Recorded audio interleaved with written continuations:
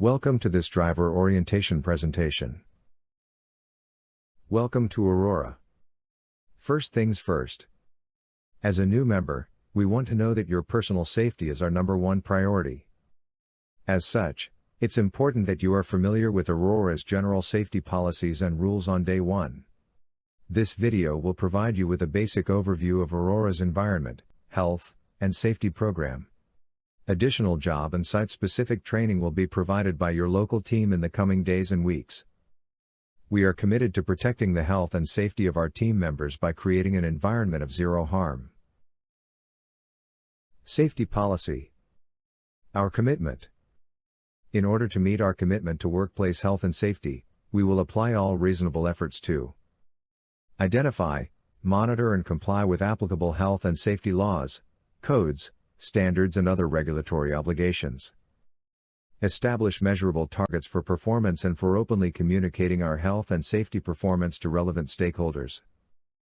Consult and communicate with our team members and relevant stakeholders on matters where their health and safety is directly impacted. Ensure accurate reporting and recording of all incidents, and take all reasonably practicable steps to prevent reoccurrence. Maintain the ORRA HSE management system to continually improve our health and safety performance. Define and communicate health and safety roles and responsibilities and ensure all ORRA team members, contractors, labor hire workers and visitors, are held accountable for fulfilling their health and safety responsibilities. Identify hazards, assess risks and implement risk control measures. Regularly review chain of responsibility, core, performance ensuring appropriate action is taken and compliance is maintained at the required level, and regular monitoring of the objectives of this policy to ensure effective implementation. Injury and illness prevention policy. Roles and responsibilities. Senior leaders will ensure the EHS policy is effectively communicated to all coworkers. Set annual EHS expectations for the business and ensure adequate resources are available to achieve targets. Drive accountability for EHS through the organization. Lead by example and place safety as the first priority in all business decisions. Managers/frontline supervisors will ensure a basic understanding of federal and state OSHA laws and regulations. Communicate and enforce EHS policies and procedures in a fair and consistent manner. Understand the safety hazards of the operations in their area of responsibility, AOR. Ensure coworkers have the tools and training, both general safety training and task-specific safety training, needed to perform work safely. Assess coworker understanding and retention of safety training. Schedule and conduct regular safety huddle meetings with all coworkers. Listen to, and immediately address, EHS ideas, concerns, observations and findings. Lead by example and place safety as the first priority in all daily operations, maintain necessary EHS records. Injury and illness prevention policy continued. Roles and responsibilities. All OPS coworkers will understand and follow all EHS policies, programs and procedures. Use stop work authority to halt any work that poses an imminent safety threat. Avoid risky behaviors and ask for help when it is needed. Promptly report all incidents and raise EHS concerns and suggestions to the appropriate leaders. Code of Safe Practices. ORRA Packaging Solutions, OPS, is committed to safety excellence for all coworkers by providing a zero-harm workplace. The following general safety rules will help ensure everyone's safety. Copy of Code of Safe Practices will be provided. All unsafe acts, conditions, incidents, including near misses, are to be documented and reported to the appropriate supervisor immediately. Any coworker who notices a hazard must correct it immediately if it is safe to do so, otherwise further access to the hazard should be limited or prevented so that it can be corrected in a safe manner. In all cases, the hazard should be reported to a supervisor without delay. Appropriate personal protective equipment, PPE, including safety footwear, safety glasses, etc. and head protection must be worn when a potential hazardous condition exists and as outlined in the Job Hazard Analysis/Safe Operating Procedures. Co-workers shall report any medical condition to their immediate supervisor if this medical condition is determined to impede the safety of themselves and others. First aid treatment is to be obtained promptly for any injury and documented and reported. Use of handheld communication devices while operating any piece of equipment is prohibited. Telephone calls must not be made or answered while driving a vehicle unless legally compliant and suitable hands-free devices are in place, e.g. voice activation or steering wheel touch button facilities. Reading, writing, sending of text messages or emails or using any other function on a mobile device is prohibited while driving a vehicle. Posted safety signs must be observed at all times. ORRA PPE requirements. At ORRA, when entering our warehouse or production areas, we require that PPE be worn at all times. At a minimum, we require bump cap, high visibility vest, safety glasses, and steel toe shoes. Accident reporting. 7 smart things to do immediately after an accident. Check for injuries. After an accident, it's very important to check for whether you have any injuries. Pull over. Please drive your trucks off to the side of the road to avoid advancing traffic or more damages. Call the police. Exchange information. Document information. Take a lot of pictures from all angles. Note: make sure that you call an accident to your site leader to alert them right away. Injury reporting. Injury reporting responsibilities. Team members should report all work-related injuries and illnesses to their manager/supervisor as soon as possible and at least by the end of the shift. Failure to report injuries and illnesses in a timely manner may result in disciplinary action up to and including termination. Managers/supervisors are responsible for completing OSF 1-2 first report of incident, and forwarding to the division manager, regional vice president, regional safety manager/designated safety lead and human resources as soon as possible. First aid treatment may be provided on-site by trained team members. If medical treatment at a clinic is required, the manager/supervisor will work with the regional safety manager/designated safety lead and HR to transport the team member to an approved occupational health clinic. Hazard communication. In the U.S., the Hazard Communication Standard, OSCOM, also known as the Right to Know Law, is a federal regulation designed to protect workers from hazardous chemicals in the workplace. Whether you work in the U.S. or another country, it is important for you to know how to safely work with and around the chemicals associated with your job. Why care about powered industrial trucks and dock safety? Forklifts are extremely useful in a variety of workplaces, but there is great risk of property damage, injury or death if you are not properly trained. Operate the forklift in an unsafe manner. Bypass safety policies and procedures. Are inattentive to your surroundings.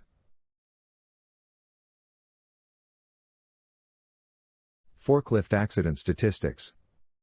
Do you know how much a forklift weighs? 7,500 through 10,000 pounds. Forklifts are powerful and heavy. If a forklift hits you, you will very likely be seriously injured. You could be killed. Basic safe operator rules, not all inclusive. Maintain a 20-foot clearance from pedestrians unless there is a barrier or guard present. When a pedestrian is within 20 feet, lower the forks and park the truck until clear. All pitch should be governed to 5 miles per hour. Slow to a near stop and honk at all intersections and blind corners. Always maintain a clear line of sight in the direction of travel. This means travel with the load trailing if the forward view is obstructed. What is ergonomics? Ergonomics is a way of working smarter, not harder by designing processes, tools, equipment and workstations to fit the job to fit the worker, and not the other way around. The name ergonomics is derived from the Greek words ergon equals work. Nomos equals natural law. The purpose of ergonomics is to enhance the safety and comfort of the worker, increase efficiency and effectiveness with which work is carried out. Musculoskeletal disorders. Musculoskeletal disorders, or MSDs, affect the muscles, nerves, and other soft tissues of the body. Can occur from a single event or many small injuries. Often take weeks, months or years to develop. The most effective way to combat MSDs is through early recognition and prevention. You are your most effective defense against MSDs. Tips for protecting the arm and shoulder. Place your tools and materials close to your body so that you can avoid excessive reaching. When reaching for items, try not to reach outside of your green zone, see graphic. Adjust your workstation height, if possible. If you must reach far, use something to temporarily support your elbows and arms to reduce stress on your shoulder. Safe lifting. If the lift causes you to strain, it's too heavy. Get a buddy to help, or even better, get a lifting device or tool. You are the best judge of how much you can safely lift. Lifting safety. Assess the load. Keep the weight close. Do not lift and twist. Lift with your legs. Keep your back straight as you lift. Be smart and reduce your risk of injury. Emergency preparedness, fire safety. If you see or smell smoke, immediately report the situation. In an urgent situation and/or if you see a fire, do not hesitate to initiate an evacuation by pulling the fire alarm yourself. Once you are notified to evacuate, proceed immediately to your nearest exit and convene at the designated assembly area. Assume all alarms indicate a true emergency, act with a sense of urgency but do not run. If there is smoke, heat, products of combustion, or visibility is obscured, stay low to the ground and, if necessary, crawl to the emergency exit. Wait for further instruction at the assembly area and do not re-enter the building unless told it is safe to do so. Fire extinguisher use. Fire extinguishers should only be used by trained personnel. For fires no larger than a wastebasket, if larger, evacuate immediately. For escape purposes during evacuation. How to use a fire extinguisher? Remember the phrase PASS. 1. Pull the pin. 2. Aim at the base of the fire. Keep 6-foot distance. 3. Squeeze the handle. 4. Sweep from side to side. Evacuation, site-specific plan. Discuss, how will team members at your site be notified to evacuate? Building alarm, bull horns, floor wardens? Where are your evacuation assembly points? Is there any critical equipment that should be shut off, if possible, prior to evacuation? Who is on the emergency team and what are their responsibilities? Who is in charge in the event of an evacuation? Note, your site leader will review evacuation routes and site-specific information so that you are aware on what to do in an emergency. Active shooter. Call 911. If you cannot speak to the dispatcher, leave line open so that they can listen in. Your course of action will depend on your individual circumstances. There are 3 options. 1. Run, escape if possible. Try to help others evacuate but do not let them hold you back with their indecision. Do not go to evacuation assembly areas, keep running until you reach safety. 2. Hide if escape is not possible. Try to find a place to hide and remember to put your phone on silent and shut off vibration mode. Stay quiet and wait for help to arrive. 3. Fight. Only as a last resort. If the danger is heading your way, then improvise a weapon and fight to take down the shooter.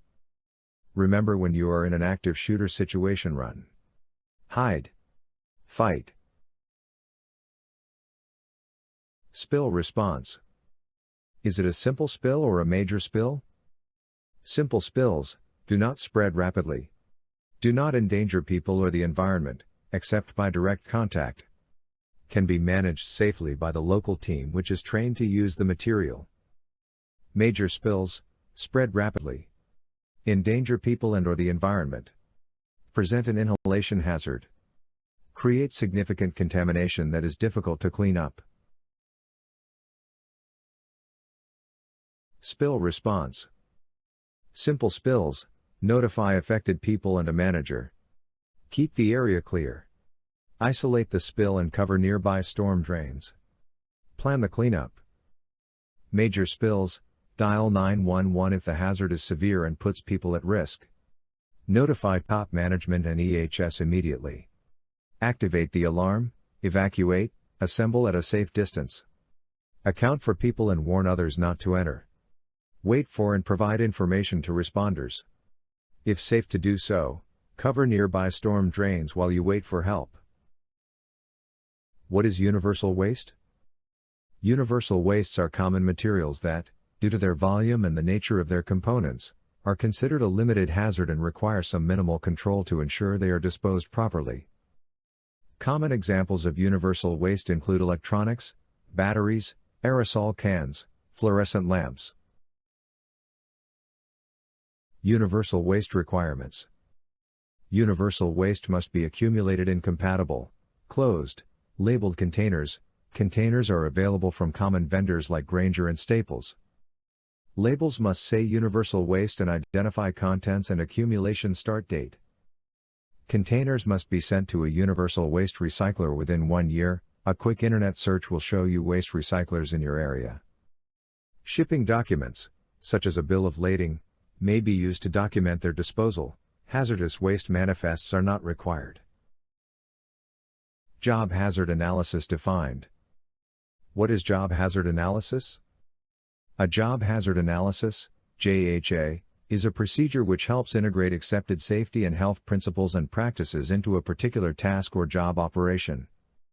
In a JHA, each basic step of the job is to identify potential hazards and to recommend the safest way to do the job. Controls. Driver Vehicle Inspection Report, or also known as D.V.I.R. At the start of a driver's shift, the driver must review the last D.V.I.R. completed on the vehicle. If there are defects noted from the last post-trip inspection, these must be reviewed and signed off. The driver must also confirm that the other aspects of the commercial motor vehicle are in good condition with a thorough inspection of the vehicle. This is often referred to as the pre-trip inspection and outlined in Federal Law 49 CFR 396.13. End of the day. At the completion of the day's work, the truck driver must complete a walk-around inspection of the vehicle. This is specified by Federal Law 49 CFR 396.11. If the driver operates more than one vehicle, a separate D.V.I.R. must be completed for each vehicle. If any issues are found, the truck driver must report defects to their fleet manager so that corrective action can be taken. Before the no defect rule took effect in 2014, paper forms were required to be filed even if no defects were found in an inspection. Federal D.V.I.R. regulations require that defect reports are kept for 3 months.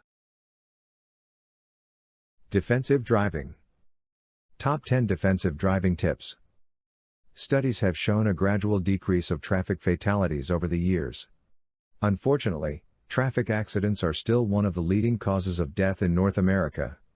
To help keep you and your passengers safe, here are 10 defensive driving tips that go above and beyond the usual guidelines they teach in driving school. 1. Keep your distance, follow the 2-second rule. Following the 2-second rule is a great way of making sure your vehicle is at a safe distance from other drivers. By giving your vehicle at least 2 seconds of distance from any adjacent vehicles, this will give you just enough time to react and avoid any sort of accident should the vehicle ahead of you abruptly stop. 2. Be aware of the blind spots of your vehicle and others. It's important to be aware of your vehicle's blind spot to make sure no nearby vehicles are hidden from your view. But you can help other drivers as well by making sure you don't stay in their blind spot for too long. 3. Look ahead of you, not just in front of you. Don't simply rely on the brake lights of the vehicle in front of you to tell you when to hit your own. By being aware of the road ahead, you'll be able to tell if there's trouble long before you need to hit the brakes. 4. Don't touch the pedals when skidding. Skidding is particularly dangerous during the rainy and snowy seasons. However, it's important not to panic and hit the brakes or the gas when this happens. Instead, quickly compensate by turning the steering wheel towards the direction of the skid. After that, immediately correct the steering wheel as soon as you regain control of the vehicle. This is the best way to put your vehicle in the right direction without the risk of tipping over or losing complete control of your vehicle. 5. Lower visibility means lower speed. Decrease your speed accordingly when it begins to rain or snow, or as soon as your visibility is hampered in any way. Low visibility is a common cause for high-speed traffic accidents, and decreasing your speed is a quick and easy way to avoid that. 6. Speed can sometimes be safe. While it's never safe to go above the speed limit, a slow driver can be just as dangerous as a fast one. This is especially true when merging on a freeway. When making your way through a freeway on-ramp, you can easily slide into the correct lane by simply matching your speed with the other vehicles. 7. Pick a lane and stick to it. Studies have shown that accidents occur most often during lane changes. To avoid this, change lanes only when necessary and don't make it a habit to swerve or cut off other drivers. By recklessly changing lanes, you put yourself and others at risk. 8. Green doesn't always mean go. Green lights give you the right of way, but it's not always a guarantee of a safe crossing. Make sure to always take a second to check the intersection before crossing. You never know when a reckless motorist is trying to run a red light. 9. Don't drive when tired. While driving under the influence is always a bad idea, driving when sleepy isn't any different. When tired, your body has slower reaction times and is slower to pick up on incoming threats. Be aware of your own energy levels before taking the driver's seat. 10. Don't distract yourself. Hands-free gadgets have made it safer and easier for drivers to fiddle with their belongings in a vehicle. But it has also encouraged drivers to do it more often. Distractions are one of the leading causes of traffic accidents. So make sure you text, call or change the radio station when you're not behind the wheel. FMCSA. History. The Federal Motor Carrier Safety Administration, FMCSA, was established within the Department of Transportation on January 1, 2000, pursuant to the Motor Carrier Safety Improvement Act of 1999, 49 U.S. C. 113. Formerly a part of the Federal Highway Administration, the Federal Motor Carrier Safety Administration's primary mission is to prevent commercial motor vehicle-related fatalities and injuries. Activities of the administration contribute to ensuring safety in motor carrier operations through strong enforcement of safety regulations, targeting high-risk carriers and commercial motor vehicle drivers, improving safety information systems and commercial motor vehicle technologies, strengthening commercial motor vehicle equipment and operating standards, and increasing safety awareness. To accomplish these activities, the administration works with federal, state, and local enforcement agencies, the motor carrier industry, labor and safety interest groups, and others. Electrical safety or responsibilities. High voltage or energized electrical work should only be done by a qualified electrical worker. Unless you are a company authorized, trained electrician, you are not a qualified electrical worker.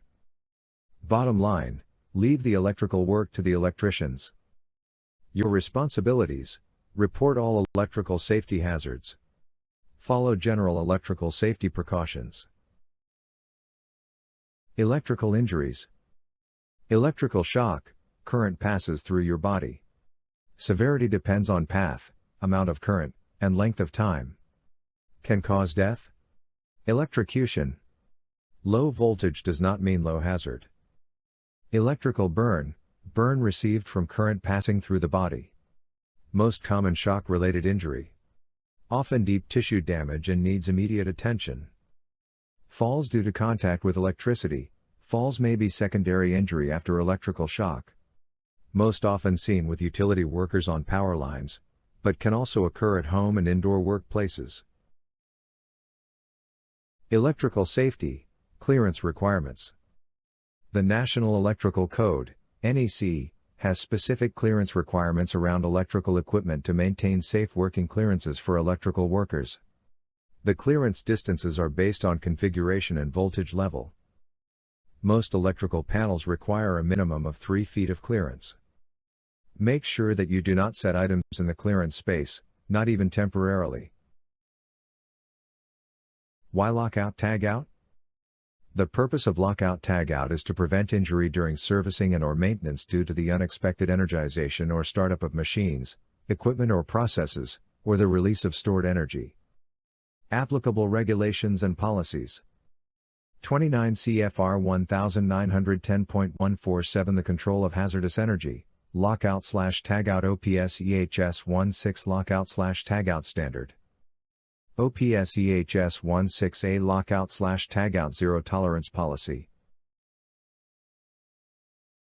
Why perform lockout-tagout? It helps to prevent a fatality or severe injury. Responsibilities. Managers and supervisors ensure all coworkers that perform lockout-tagout are competent and trained, are knowledgeable in lockout-tagout operations applicable to their area of responsibility, enforce all lockout-tagout requirements and procedures, lead LOTO incident investigations, authorize lockout-tagout coworkers, complete all required lockout-tagout training, follow all lockout-tagout procedures and requirements. All coworkers, be aware of lockout-tagout operations taking place in their areas. Never remove a lockout-tagout to lock or tag that is affixed to equipment. Lockout-tagout for affected coworkers. As an affected coworker, your LOTO responsibilities are as follows. Never remove or tamper with a LOTO tag or lockout device, it's there for a reason. Do not attempt to start a piece of equipment that is locked and tagged out.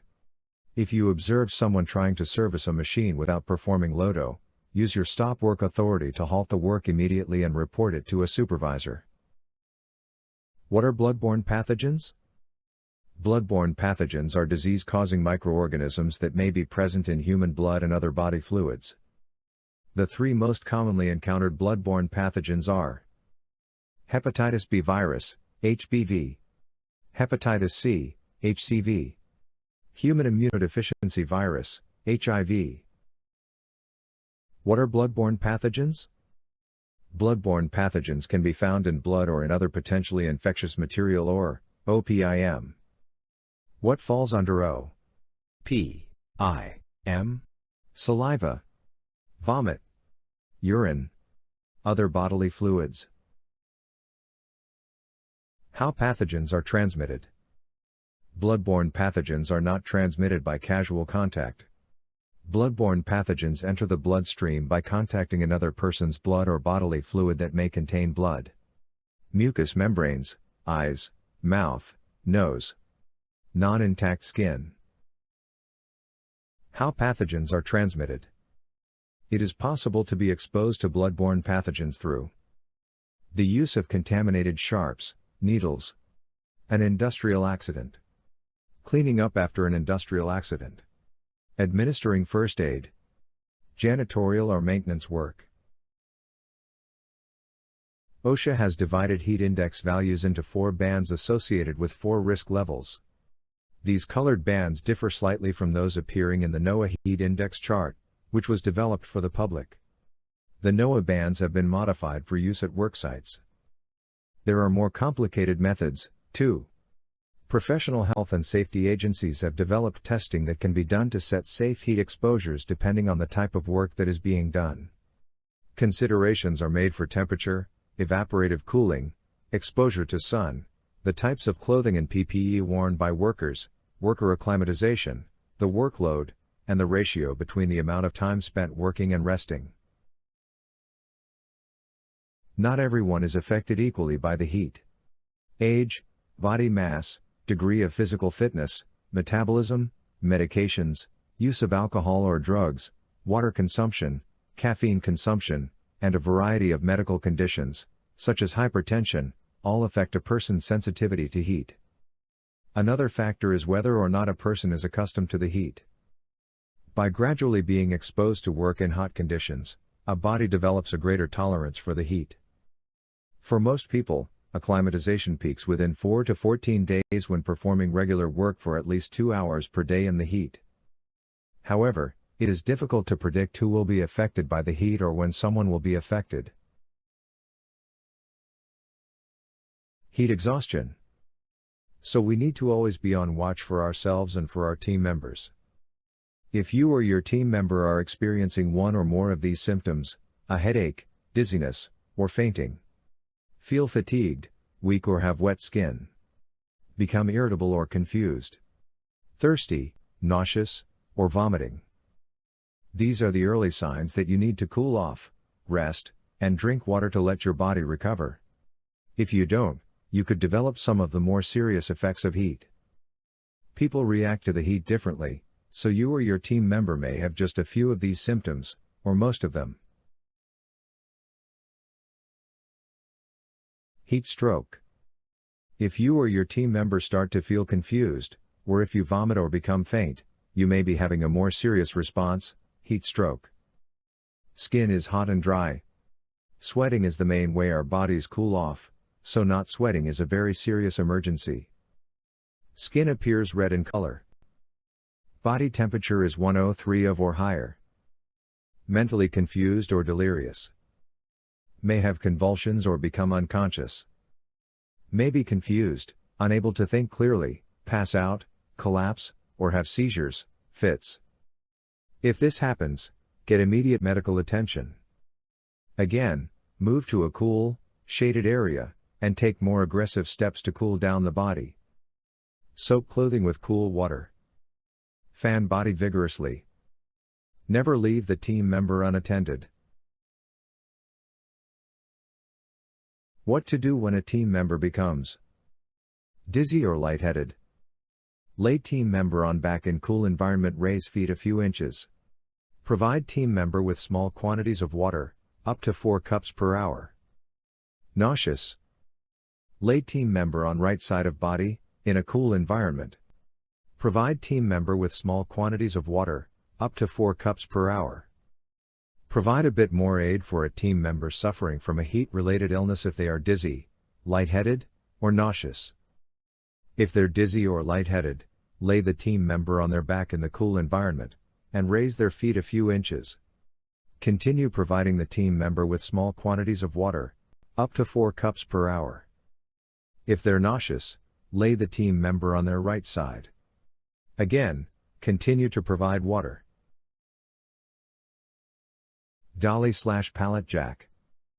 Material handling equipment such as pallet jacks, lifts, hand trucks and carts are used daily in many hauling operations.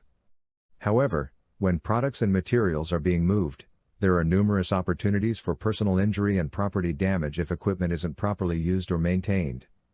The following tips will help ensure you are handling loads correctly. 1. Take time to review the task. Before moving a load, review the task to determine what will be moved, how heavy the load is and where it's going. Ask yourself, can I handle this load alone? Is the item large and bulky or small and heavy? Will it block my vision? Ask a spotter to assist you if your vision is blocked. Check the condition of your material handling equipment.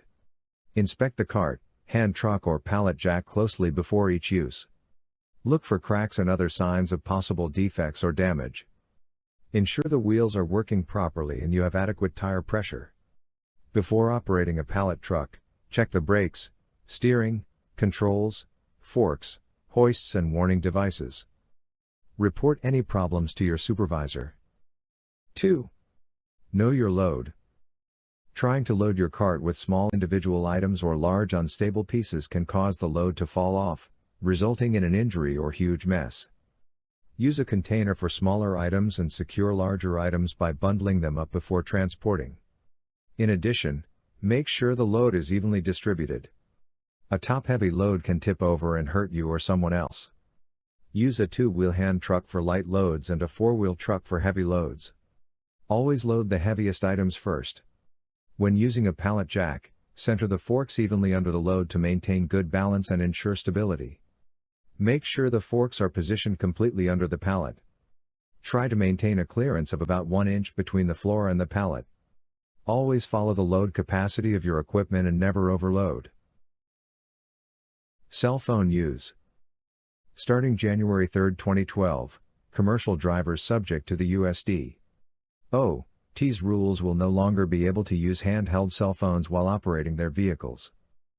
The new rule does allow commercial drivers to communicate by cell phones equipped with hands-free devices. The joint rule from the Federal Motor Carrier Safety Administration, FMCSA, and the Pipeline and Hazardous Materials Safety Administration, PHMSA, is the latest action by the U.S. Department of Transportation to end distracted driving. Roadside inspections. What are roadside inspections? First, what are roadside inspections and why do they happen? Roadside inspections are regular and often random inspections of commercial motor vehicles and their drivers. Inspectors from the Motor Carrier Safety Assistance Program, MCSP, conduct the inspections. Contrary to popular belief, these inspections aren't designed to make your life harder or cause you to miss a delivery deadline. They're designed to reduce the number of large truck accidents on the road, making it safer for drivers everywhere.